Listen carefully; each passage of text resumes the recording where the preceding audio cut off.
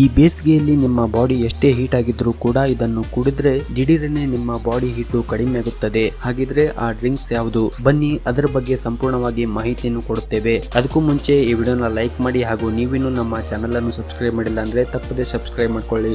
ಈ ಬೇಸಿಗೆಯಲ್ಲಿ ಈ ಬಿಸಿಲಿನ ಹೊಡೆತವನ್ನು ತಡೆಯಲು ನಾವು ಏನೇನೆಲ್ಲ ಕುಡಿಯುತ್ತೇವೆ, ಆದರೆ ತುಳಸಿ ಜಾತಿಗೆ ಸೇರಿರುವ ಕಾಮಕಸ್ತೂರಿ ಬಗ್ಗೆ ಅನೇಕ ಜನರಿಗೆ ತಿಳಿದಿಲ್ಲ. ಹೌದು, ಕಾಮಕಸ್ತೂರಿ ಬೀಜವು ಈ ಬೇಸಿಗೆಯಲ್ಲಿ ಬಹಳ ಉಪಯೋಗಕಾರಿ. ಕಾಮಕಸ್ತೂರಿ ಬೀಜಗಳಿಂದ ಎಷ್ಟೆಲ್ಲ ರೋಗಕ್ಕೆ ರಾಮಬಾಣವೆಂದು ಈ ವಿಡಿಯೋದಲ್ಲಿ ತಿಳಿಸಿಕೊಡುತ್ತೇವೆ.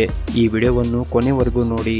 1 ಟೀ ಚಮಚ ಕಾಮಕಸ್ತೂರಿ ನೀರಿನಲ್ಲಿ ನೆನೆಸಿದಾಗ ಅದು ನೆನೆದು ಲೋಳಿ ರಸದಂತೆ ಅಂಟು ಅಂಟಾಗಿ ಉಬ್ಬಿರುತ್ತದೆ. ಇದಕ್ಕೆ ಕಲ್ಲು ಸಕ್ಕರೆ ಪುಡಿಯನ್ನು ಸೇರಿಸಿ ಸೇವಿಸಿದರೆ ಇದು ರಕ್ತ ಭೇದೆಗೆ ಬಹಳ ಉಪಯೋಗವಾಗಿದೆ.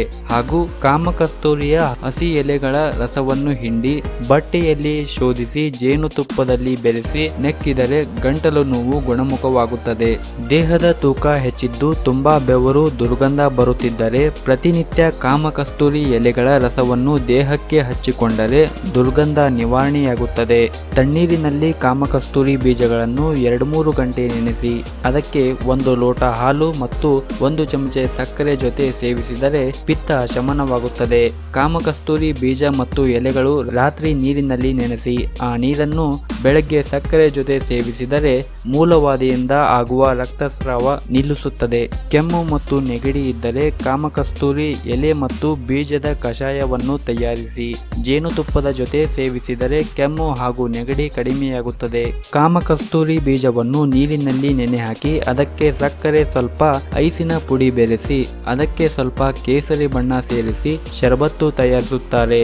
ಇದರಿಂದ ಬಾಯಾರಿಕೆ ನಿವಾರಣೆಯಾಗುತ್ತದೆ. ಅಲ್ಲದೆ ಇದು ಶರೀರಕ್ಕೆ ತಂಪು ನೀಡುತ್ತದೆ. ಈ ಬೇಸಿಗೆ ಕಾಲದಲ್ಲಿ ಇದು ಬಹಳ ಉಪಯೋಗವಾಗುತ್ತದೆ. ನೀವು ಕೂಡ ಒಂದು ಸಲ ಮನೆಯಲ್ಲಿ ಟ್ರೈ ಮಾಡಿ ನೋಡಿ. ಬಹಳ ಉಪಯೋಗಕಾರಿಯಾಗಿರುವ ಕಾಮಕಸ್ತೂರಿ ಬೀಜಗಳು ಸಾಮಾನ್ಯವಾಗಿ ಎಲ್ಲ ಅಂಗಡಿಯಲ್ಲಿ ದೊರೆಯುತ್ತದೆ. ನಿಮ್ಮ ಊರಿನಲ್ಲಿ ಇದು ಸಿಗದೇ ಇದ್ದರೆ ನೀವು ಆನ್ಲೈನ್ನಲ್ಲಿ ಕೂಡ ತೆಗೆದುಕೊಳ್ಳಬಹುದು. ಅದರ ಲಿಂಕ್ ಕೆಳಗಡೆ ಡಿಸ್ಕ್ರಿಪ್ಷನ್ ಬಾಕ್ಸಿನಲ್ಲಿ ಹಾಕಿರುತ್ತೇನೆ, ಒಂದು ಸಲ ಚೆಕ್ ಮಾಡಿ. ಈ ವಿಡಿಯೋ ಇಷ್ಟವಾದಲ್ಲಿ ಲೈಕ್ ಮಾಡಿ, ಶೇರ್ ಮಾಡಿ ಮತ್ತು ನೀವಿನ್ನೂ ನಮ್ಮ ಚಾನಲ್ ಅನ್ನು ಸಬ್ಸ್ಕ್ರೈಬ್ ಮಾಡಿಲ್ಲ ಅಂದರೆ ತಪ್ಪದೇ ಸಬ್ಸ್ಕ್ರೈಬ್ ಮಾಡಿ. ಧನ್ಯವಾದಗಳು.